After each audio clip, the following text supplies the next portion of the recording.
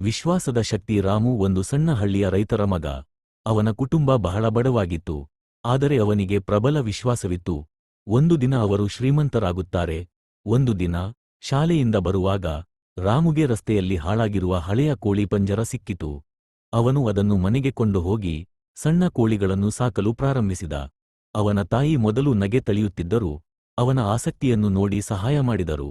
ಕಾಲ ಕಳೆದಂತೆ ರಾಮು ಸಾಕಿದ ಕೋಳಿಗಳಿಂದ ಮೊಟ್ಟೆ ಸಿಕ್ಕತೊಡಗಿತು. ಅವನು ಅವನ್ನು ಹಳ್ಳಿಯಲ್ಲಿ ಮಾರಲು ಪ್ರಾರಂಭಿಸಿದ.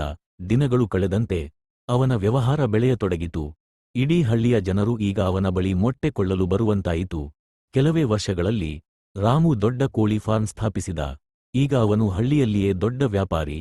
ಹಳ್ಳಿ ಜನರು ಆಶ್ಚರ್ಯದಿಂದ ನಮ್ಮ ರಾಮು ಹೇಗೆ ಹೀಗೆ ಯಶಸ್ವಿಯಾಗಿ ಬಿಟ್ಟ ಎಂದು ಕೇಳುತ್ತಿದ್ದರು. ಅವನು ಉತ್ತರಿಸಿದ, ನನ್ನ ಬಳಿ ದುಡ್ಡಿರಲಿಲ್ಲ, ಆದರೆ ವಿಶ್ವಾಸವಿತ್ತು. ನಾನು ಹಿಂತಿರುಗಿ ನೋಡುವ ಬದಲು ಮುಂದೆ ಹೋಗಲು ಪ್ರಯತ್ನಿಸಿದೆ. ಪಾಠ: ಯಶಸ್ಸಿಗೆ ಹಣಕ್ಕಿಂತಲೂ ವಿಶ್ವಾಸ ಮತ್ತು ಪರಿಶ್ರಮ ಮುಖ್ಯ.